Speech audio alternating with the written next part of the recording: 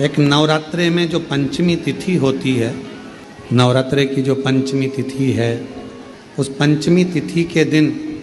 अशोक सुंदरी का जो स्थान होता है उसको समझिएगा थोड़ा सा। जैसे ये शिवलिंग है और ये जलाधारी है भगवान शंकर की। ये शिवलिंग, ये जलाधारी, और जलाधारी में जो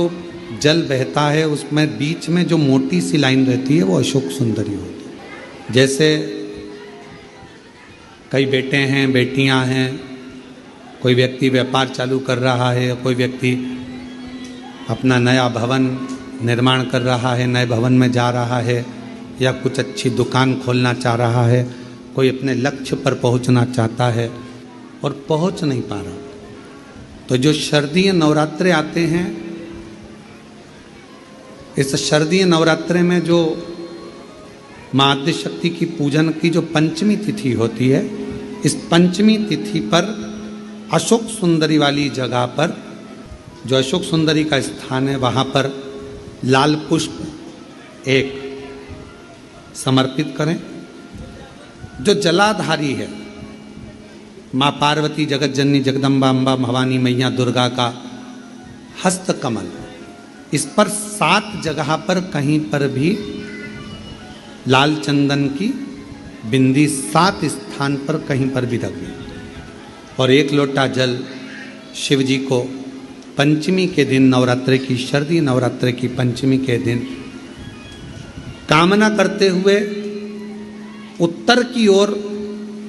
मुख कर कर, अर्थात यहाँ बैठते हुए शिव जी पर जल चढ़ाना प्रारंभ करें, और अपने मन की कामना कहकर बाबा के पास में जो लाल पुष्प समर्पित करा है, उस पुष्प को अशोक सुंदरी वाली जगह से वापिस लेकर आ जाए। जिस लक्ष्य को आप पाना चाहते हो, अच्छी पढ़ाई कर रहे हो, खूब अध्ययन कर रहे हो, खूब मेहनत कर रहे हो, खूब पढ़ो, कोई दुकान खोल रहे हो, व्यापार चालू कर रहे हो, कोई नया कार्य चालू कर रहे हो, उस पुष्प को अपने स्पर्श कर कर या उस पुष्प का दर्शन कर कर आप एक बार जाकर देखो, आपको उस मंजिल तक माँ आद्यशक्ति दुर्गा भवानी शिव पहुंचा कर शंकर भाई। और एक निवेदन करूं आप लोगों से कि बन सके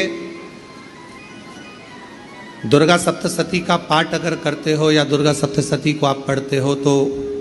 हिंदी का उसमें नीचे लेख आते रहते हैं, बहुत सारे वर्णन आते हैं, उसका भी पढ़ेंगे तो उसमें बहुत सारी बातें आपको बहुत अच्छी अच्छी,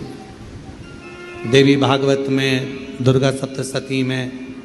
इनमें बहुत सुंदर सुंदर कल्याण का, यदि गीता प्रेस गोरखपुर से जो कल्याण निकलती है, उस कल्याण का यदि देवी अंक